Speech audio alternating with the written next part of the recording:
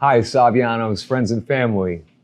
First of all, I wanted to thank you guys for the past year and your generosity during the pandemic and how you've given us your best and helped us get through this very hard time. And with that, we're kicking off a new podcast series, and Jack and I wanted to start with none other than the best of what I can think of, friends, talent, and just overall genuinely good people. This is Bobby Witt Sr. and this is Bobby Witt Jr. And we're doing a podcast. I hope you guys enjoy. Junior, tell us about what this season has looked like for you. Yeah, so this year it was my first spring training. I was going out to Arizona ready, felt pretty prepared, and then things started kind of going downhill with the COVID stuff. First off, fans couldn't come, and then it just all shut down, and then we all went home, and then we were doing our little quarantine and everything, and then got hearing things that the season might happen or whatever, and then we heard about an alternate site thing, and then they did a 60-man roster, and then I got the opportunity to be a part of the 60-man roster, which was out in Kansas City. So then that's what I kind of got prepared for throughout the beginning of June and everything, and then went out there in Kansas City. I was out there for about 3-4 months and just kind of did the alternate site. Got to be at the beginning. It was like another spring training go around, and got to be around the big league guys, play with those guys, and it was a lot of fun, good experiences, and got to meet the coaching staff and be around them. So they got to put their eyes on me, and I think everything went pretty well. And I was really grateful for that opportunity, and I just had a blast out there. And then got to play at Kauffman Stadium for a bit, and just did all that throughout the year, and then got back home and started working out now and getting ready for the next spring training to come. Awesome, man. And I can see a big difference. You've definitely gotten you put some weight on, some muscle, and you must be eating right, so that's good. Dude, what's the most challenging thing that you've seen during the past pandemic thing? I mean, how many tests do you get tested frequently? I mean, and how often? Yeah, we would get tested every other day, and that wasn't really bad. I could do it every day, 10 times a day if I got to play baseball, which we got to do. But I think the most challenging thing for me to see was just all the guys that weren't able to play, all those however many minor leaguers that didn't get the opportunity, because it was just 60 guys from each team that could go to the alternate site, and there's 100 plus from each team that can't even do anything. And they're missing out on opportunities. And they just got to be at home, and they missed out. They could really kill their career just this 1 year, because there's people that were on the fringe of being big leaguers and everything, and then their opportunity kind of goes out the door. And so I just kind of feel for those guys. I just got really blessed with the opportunities that I had. So then that was probably the biggest challenge for me, just to see those guys not be able to do what they wanted to do. Senior, you've been traveling with Junior this year, have you not? No, that was the thing that we did have an opportunity to go up and see him in Kansas City, but we could not go to any games. There was nobody but personnel from the Kansas City Royals that were allowed to be the staff members and so forth. So we ended up, but because we went up to see him, we had to do the COVID testing. Myself, my wife, and his girlfriend, Maggie, we all COVID tested, went up there and got to see him. We spent, I think, 3 days with him, but I still haven't seen him play. I saw him play once on television, but outside of that, since 2019, when we went out to Arizona to see him in rookie ball and then instructionally. So I'm hoping that I got my fingers crossed that they can get something going this year. We all do, babe. We all do. Right now, they're calling you the pipeline. I guess I've read a couple articles where they mentioned that. They're like, Bobby Jr. is the pipeline and the future of the Kansas City Royals. Does that make you a little nervous? Or are you fully confident and you're ready to go?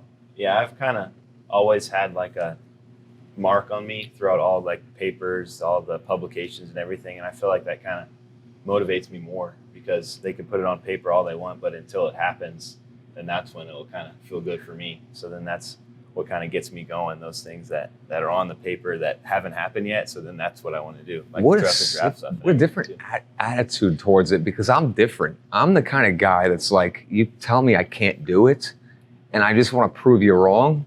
You're the complete polar opposite, where it's you're telling me I am. I'm going to make sure you're right times 10. And that's cool. I mean, it's just a different perspective of looking at it. Most people don't have that view. Usually when it's written down already, people can give up or stop taking it seriously because they think it's already solidified. Accomplished because it's written. You're taking a completely different mental approach to it. That's special and unique right there. No question. Really. It's just, for me, Anthony, knowing you when you were younger, you know, we remember you when you were 5, 6 years old, 7 maybe. And to see where you are now, it is just, we're in awe. We're in awe of you. We love you, and we're proud. I want you to know that. Very proud. Okay, so I want to know, one of my questions for you, what everybody wants to know, is what's the biggest celebrity that you've met since being drafted? Well, other than my dad, I would have to say a lot of the Kansas City Royals guys, just watching them play. Whit Merrifield, a bunch of those dudes, and I got to go to the ESPYs, and I got to meet like Drew Brees, Gronk. Gronk might be the number one. Oh, dude. Is he crazy? I didn't really get to see that side of him. He's crazy, but he has to be. I know. Red carpet, it was crazy. But then seeing like just all those guys on the red carpet and everything, and then just getting to play with like big leaguers that I watched growing up, which is pretty awesome. And then George Brett, Royals Hall of Famer and a Hall of Famer. It's just seeing those guys now, and like I'm getting to be side by side with them. It's just really, really awesome. So I gotta ask you another question. What was it like pitching to Joe DiMaggio? Well, you know what? He was a good hitter, Jack. I mean, if I faced him, I think I'd be pretty close to being about maybe 100 right now, or 90 something. How to do it for the sound? I was fortunate to be around that one. I could have said Babe Ruth too. You know? Oh, dude. You got any more interesting ones? Yeah, I mean, I'd love to know what's been your biggest purchase. You go from a high school kid with no money in your pocket, like you're like living on, no money. And now you get your contract signed. What's been your biggest purchase? a lot of it's been putting the savings and everything, doing that, but definitely just a new car. That was one of my biggest, and then I got him a car. Okay, tight. Really cool, and I thought that was really awesome that I could do, just because for all that he's done for me and everything. And then just coolest things were just getting my sisters and my mom and everyone presents, like nice presents that they wanted, that they would never expect from me to get them. And I think that's always some awesome purchases to have for me. Gratifying. And also my girlfriend getting her nice things and stuff. And so I'd say those are my biggest purchases. How long have you keep talking about your girlfriend? How long have you been dating her?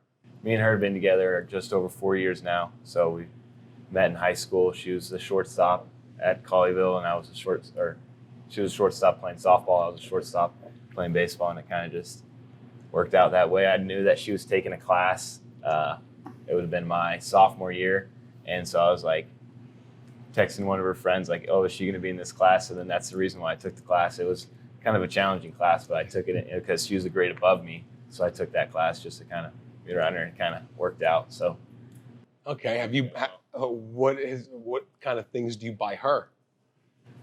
well, she's not picky at all, so she really asked for anything, but her birthday's coming up, so I got her a nice gift. I don't want to spoil it on here, but When's her birthday? Come on, this is where we talk about it, baby. birthday's February 3rd. I got her a nice purse. He coughed it up, man. We coughed it up. I'm releasing this That was tomorrow. easy. Come on, man. That was way too easy. But, Man. yeah, but We're Italians. We're good at these kind of things, man. It's like, yeah, we'll make you feel comfortable. Toss it up. Oh, that's awesome, man. I think one of the things he didn't mention, Jack, was that he did buy a house. oh yeah. He bought a house in Surprise, Arizona, where the spring training site is, which is great because it gives him an opportunity. For instance, we know here in Texas, especially this month in January, how the weather can be, like it's been the last week. So he can have that opportunity to go out there, and he's got his own place, work out. It's only a mile from the facility, so it's really nice. And it's just the things that he's done. Obviously purchasing that vehicle for me was unbelievable. Not that I had any expectations or anything, and just the very, very, very generous. I mean, he's been one of those kids that he just wants to make sure that everybody could get something special and all that for Christmas. So it's been. Well, I think he realizes that everybody's been so special, especially mom, dad, sisters. they've taken care of him his entire life. You know, that has to be gratifying to be able to just do that, just without telling them or for no reason other than I love you. You know, when they don't need it or they don't want it necessarily, you do it anyway because it's just out of your heart. That's pretty unique and cool. So, I agree. All right, look. You've been together for 4 years with this chick, Maggie. She's a sweetheart. I know her. I've met her numerous times. Angel, absolutely beautiful. Talk to me. Talk to me. Are we, and you how old now? 20. You're 20. You're young. How often did she go through your DMs? You're like never. How old do you see yourself when you're gonna settle down and get married? I'm curious about that, honestly. I think my honest thing is just whenever I get like established, whether it is like in the major leagues and everything, just kind of establish my career and see myself doing whatever I'm doing for a long time. Okay. And that's, I feel like whenever the right time works out and for the both of us. Okay. Having said that, how many kids do you want? That's tough. I think the first thing I want to do is get a dog first, and then I'll see how many kids I want after that. All right. What kind of dog? Actually, a Bernie Doodle. That's what I've been. Bernie Doodle. Yeah, they look pretty cool. They're hyperallergenic. They don't shed, and they're. Okay. Yeah. Okay. You have a dog allergy? No, I just Okay. thought They're clean. Yeah. I have a cat allergy. That's why. I'm I need with one of you on those that, like too. bald cats. Yeah. You know, Yeah. that's the only thing. Austin Sorry. Powers. Exactly. No, but I think that you're pretty close to breaking through the barrier to getting to the majors. Do you feel the same? Yeah, just I whatever. mean, you're getting that feeling from the organization that you're going to be moving in pretty soon? I just think with the opportunities they've given me, and then I just kind of, I still got to do my part. I got to perform, and so that's the biggest thing. And just whenever the time's right, it's up to them. But so I'm just Third ready. base or shortstop to you, it doesn't matter. Wherever they want me to play, and I just want to try to go out there. And I think that the talent that the Royals have and the organization throughout the whole, I think there's something special coming throughout that. Without question, I think you're right. I've seen they have a great shortstop that's currently there right now. That's probably why you're at third right now, probably. But I mean, I want to see you regularly on TV doing this thing. Yes. You know, and I know you're right on the cusp of doing it. And I just, I can't wait for the season to start. Last year, I was going to come up to see you the 23rd and start spring training. Then the COVID thing happened. But I'm formally inviting myself again this year Come on. to come do that because I was like torn apart when I got that call from your dad because I was like, oh, dude, we didn't know what it was, you know? But it's crazy. It's a crazy year it's been. But I'm looking forward to watching you regularly on TV. What do you want to talk about? Is there anything you want to tell the community? You know, the Grapevine Colleyville community, about their support for you guys, and I'm sure you guys have seen a huge outpouring. I'm sure you see with us, we love you. Everybody loves you. What do you think? I mean, Bobby, tell me about some of the support you've seen. Well, I think it's been there, you know, ever since, the high school days, go back to those days. And I think that you started really seeing the community come out to the games once they started knowing that the program really, I mean, they've always done a good job over there at Colleyville Baseball. There's no doubt. Alan McDougall and his staff has been great. But, the few years he was there, they really had an opportunity, to do something special. And they finally did it his senior year when they won the state championship. And I think that was something that when you go down to Round Rock, Texas, and you make it to the Final Four, and then all of a sudden you see the people that show up for the semifinal game, and it's just you looking around the stands and you're like, wow, man, they're here and they're here. People that you didn't know, right? That really all of a sudden now they show up, and it's just that they felt like this was what they needed to do. You're driving 3 hours. You see kids drive down 3 hours, and then they're turning around after the game driving back. I mean, that's pretty special. Dude, Dad went to the game. Yeah. You know? Sal was there. I mean, And this is after you were drafted already. Right. So you Yeah, even the went. finals. You didn't have to go do that, and you did it anyway. I think that's really cool that you stuck to your word. You kept it, and you followed through and executed. Yeah, that was the ultimate goal throughout the 2019 year. Yeah, getting drafted was one, but first and foremost was trying to win a state championship. I love that approach, man. This leads me to a question that I'm curious about. So you go from high school baseball, winning this Texas State championship, then we get drafted, and now you're playing with boys roughly your age, right? Around there, yeah. There's some guys younger, some guys older, and some. It's just, I think the thing that not a lot of people see is just the cultural change. Because my roommate, he was from the Netherlands, Daryl Collins, and the guy, our team, I think we had maybe 7 or 8 Americans out of a 35-man roster, and everyone else was from all around the country, just throughout our AZL team.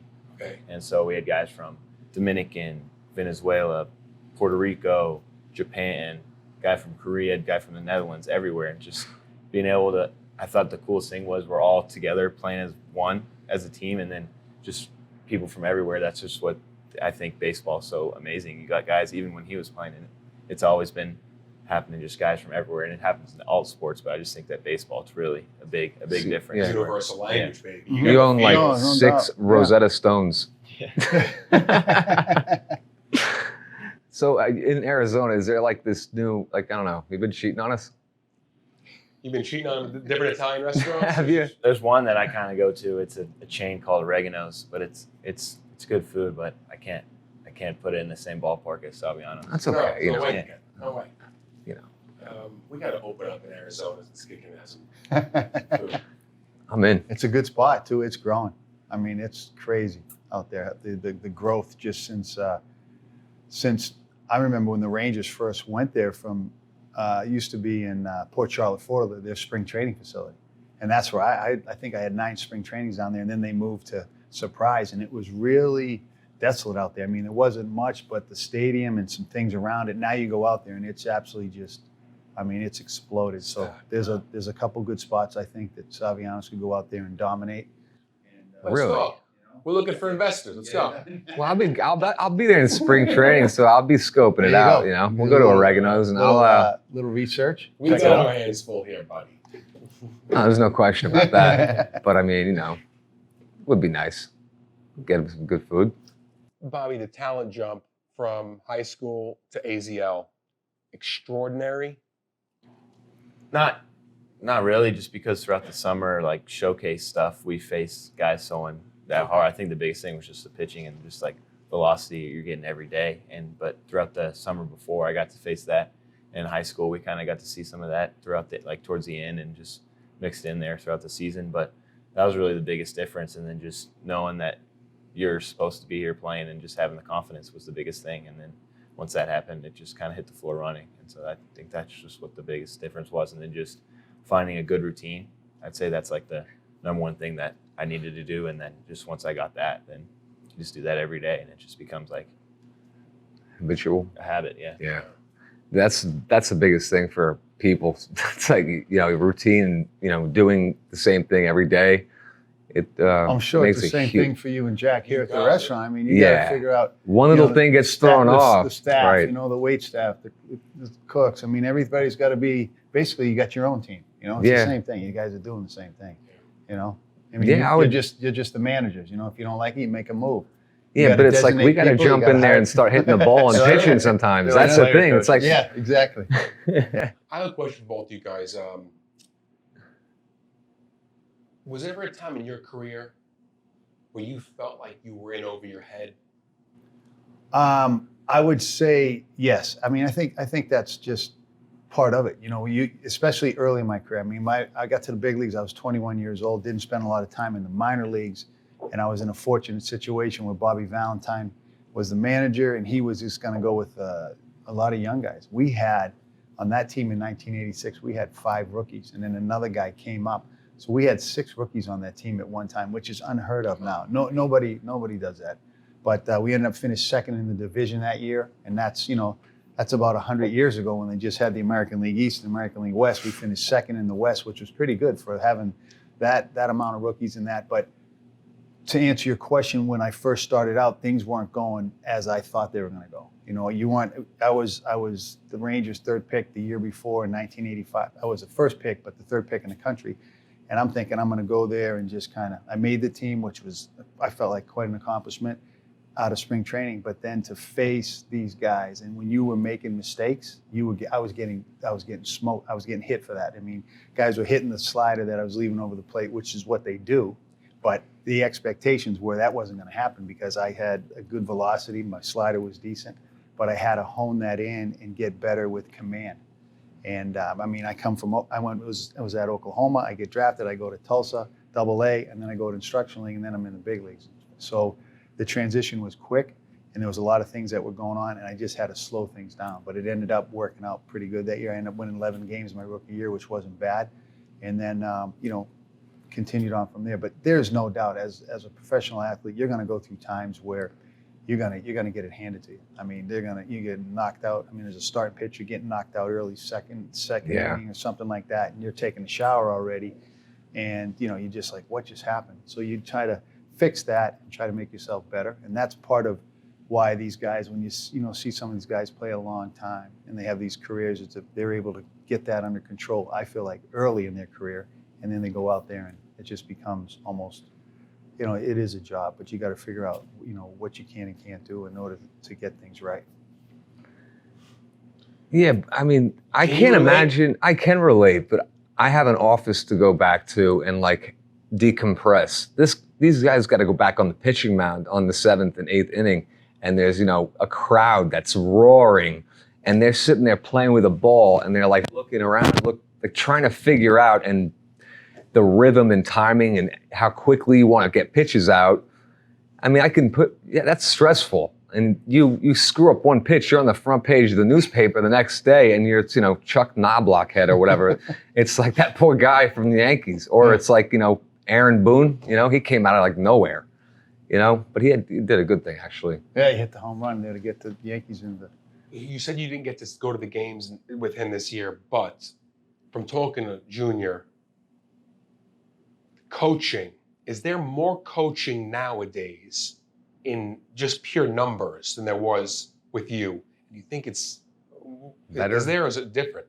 What's the difference? I'll answer some of that. Maybe he can talk on it as well. But I think that right now, especially with his organization, you have 30 teams. Everybody everybody has their own architect, right, on how they want to design their team and put their team together. And are they going to, some teams are fortunate enough, like the Yankees, Red Sox, Cubs, Dodgers, that are in that marketplace that allows them to go out and spend freely and go out and get that top player. And then you have teams like the Royals that aren't in that marketplace that really rely on their players developing. So they spend a lot of time with player development, and they do a really good job, I think, and I get to see all the different teams out there with what I do now and how they develop guys, and I think they do a fantastic job because they know they don't have the deep pockets like everybody else and go out and spend. So they really have to hit on their draft picks, number one, and then they got to take those guys and develop them and get them to the big leagues and basically, make that team from within the organization. I mean, how do you feel about, he's probably seen, the stuff that he's never seen before in his life as far as coaching. Yeah, I think you kind of hit it on the head with that, but just you guys, I just think it is you got to take what's good for you because everyone's a different player. Not one person swings the same, not one person pitches the same, really. So you just kind of got to take some things, and then other people will take the other things and just kind of form yourself, and then that's what helps you. Take the good out of everybody that you can.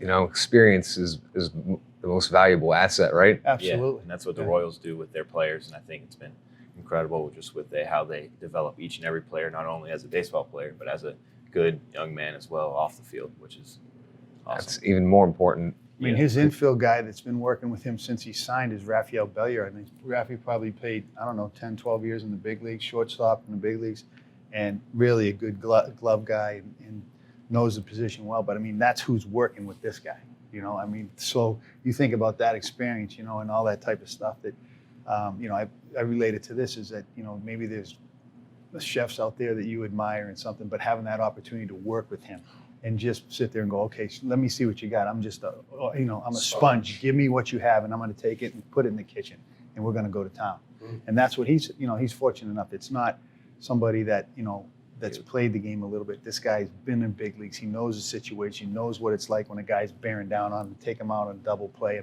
Just those type of things. It's hard to just figure that out on your own or get it from somebody else who hasn't been there.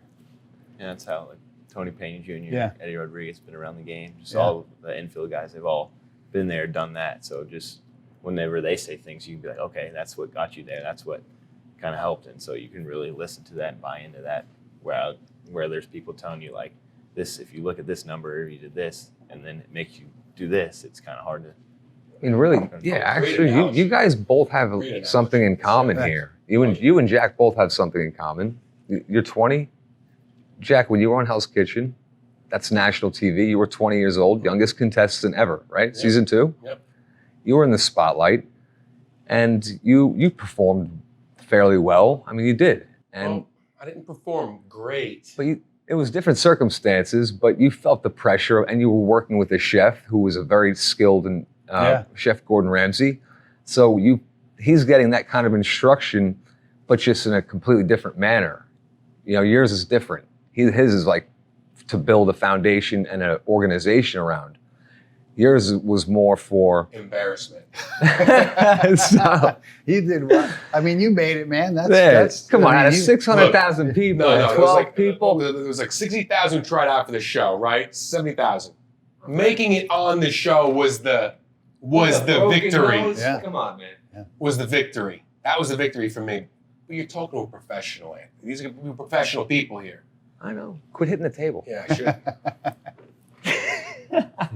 Told you not to bring that up. But it is. You brought it up. I told you not to bring it up. No, but dude, it's like I never had that TV thing. It's so for me, it's interesting. It's intriguing to be young and being on a high. You have expectations that you have to really go for, and people are expecting it. I'll tell you this: what I can relate to is being pulled as a pitcher in the second or third inning because you're having a bad day. I can relate to that. Okay? And what that does as a man to any man is when you get pulled early, it makes you more hungry and you want to fight harder. I can relate to that. Yeah. From Hell's Kitchen to being a pitcher. Yeah. And maybe that's why we're friends. I don't know. Same. Seriously. Awesome. Sorry to bring it up. I don't. You do have an interview on that Monday too, so freshen the memory up a little bit. Is there anything you guys want to add to our talk today? Well, I think there's a whole, and we started about this. He was one on the last year that you were retired. My last year playing was 2001. Right. The Okay. Arizona Diamondbacks, and we won the World Series. We beat the Yankees.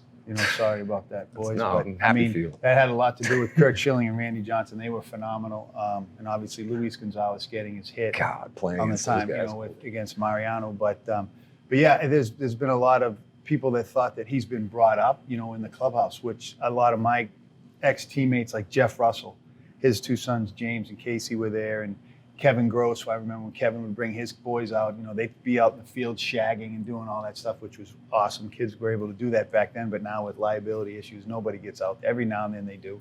But he was one. He turned one that year in 2001, June 14th. So he really, he was in the clubhouse. I brought him in my arm, and guys like, hey man, let me see, and all that type of stuff. But actually, to probably remember it. But he was fortunate enough to be in situations that he was able to do that, and I'll let him talk to you about that with his brother-in-law. Got two brother-in-laws, third on the way. With James Russell, he was with the Cubs, and I got to go out there and do that thing with just going in the clubhouse, hanging out with all the guys, going out and shagging, done that, and then done it with Zach Neal too, when he was kind of in Double-A, and just kind of see both sides of it, seeing the minor leagues and the big leagues, doing all that stuff. So that's been cool doing that, and then just being around like the big league stadiums, doing like the showcase stuff. That kind of put me on for the big skit, got me ready for like the big lights and the big stage and everything. Yeah, but did that make you want to learn more? And it gave him so much more time to work with you after you retired in baseball too. The talent's obviously there. There has to be physical attributes that accompany a great player, but also the instruction, and guidance, and leadership that you've given him is probably huge, especially at the time that it took place when he was born. Because had he been born 15 years sooner, you would have been on the road most of the year, and he would have grown up feeling maybe a little bit different.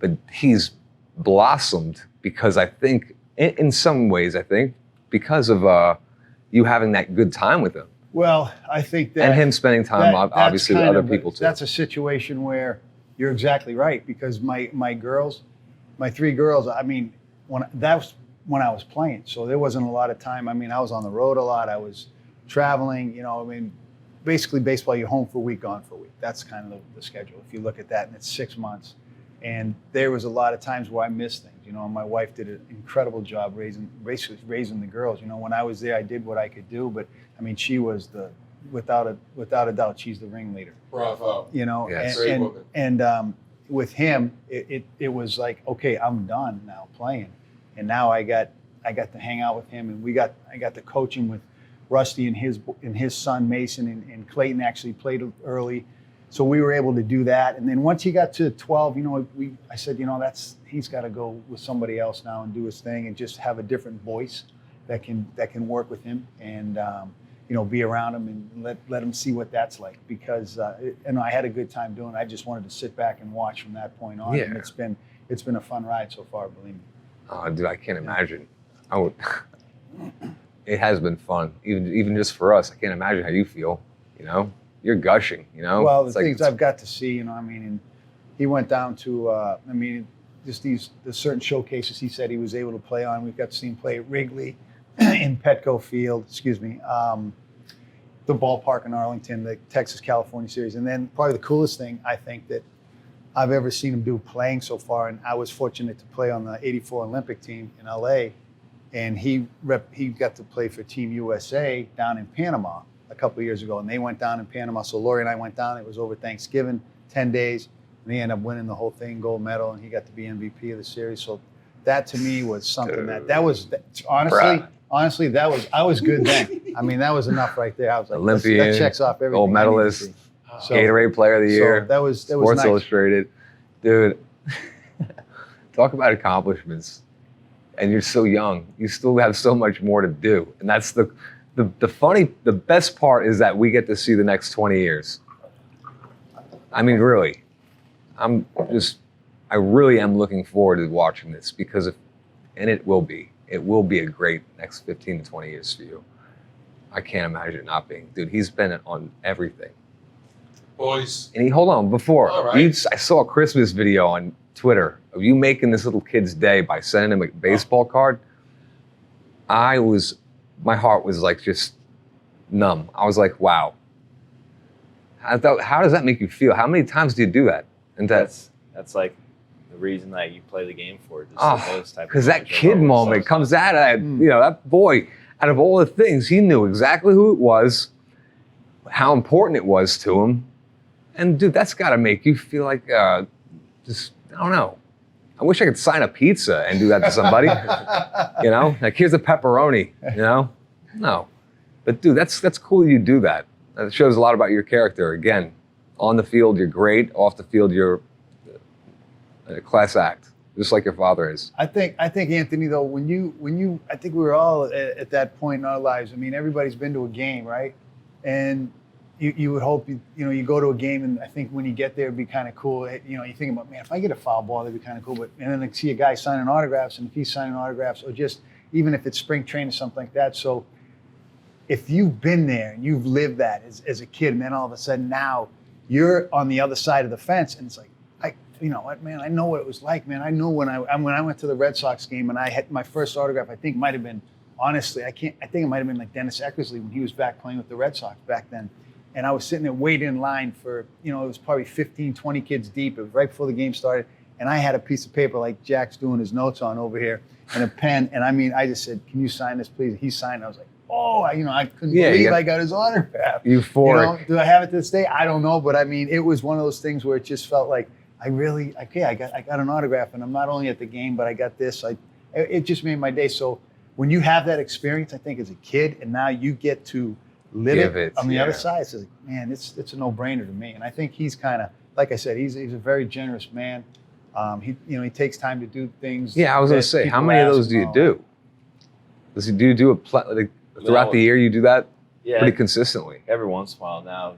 But just now, I'm just anxious to see what happens with the COVID stuff, like with people. That's my other question, I guess, is that how are they judging? Okay, maybe you don't know the answer to this, but they're putting cardboard people in the stands, like we saw. Yeah, that's a little bit strange to look at as a person watching baseball. But when they come up with the crowd noise, where are they getting the statistics on like the 8th inning, 9th inning with the crowd? And there's no crowd. But on the TV, I'm hearing the crowd, and I'm really confused because nobody's in the stands. And then, like, what does that change the play? Like, you know, I guess a pitcher would know too. Like, how would a pitcher feel now without a real crowd there? It's just a bunch of fake noise.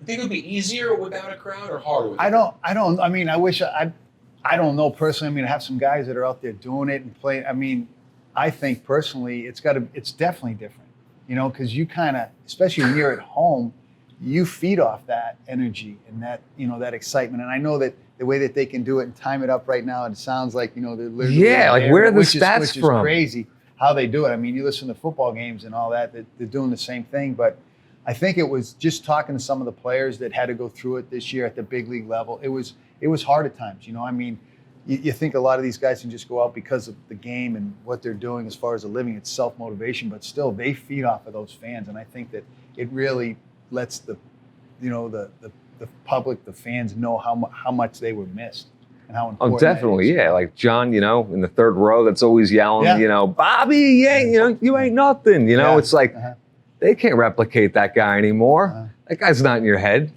You know, the guy in the out, you know, poor Armando out in the outfield, it's usually got a couple guys behind him, you know, half drunk or whatever, you know, yelling at him all day. He doesn't got that no more. It's just a bunch of noise. It just got to be such an awkward feeling. And then you look behind you and there's like cardboard people and they all smile. Are they all smiling? Yeah, for what I saw, I think most of them, yeah. So you could lose the game and the crowd is like theoretically still happy? Yeah. Yeah, that's funny. Dude, that's funny. Yeah. I mean, really, you guys walk off the field, you guys lost, and you guys like, nah, everybody's satisfied here. You look at the owner's box, you're like, look, hey, they're all happy, right? We love you guys. Thank you so much for coming today. I can't wait to feed you boys again. Make some pies to bring home today, okay? Thank you. All Thanks right. for having us. And you want to add anything, Anthony? No, Bobby, you want to add anything? All right. Love you guys. Thank you.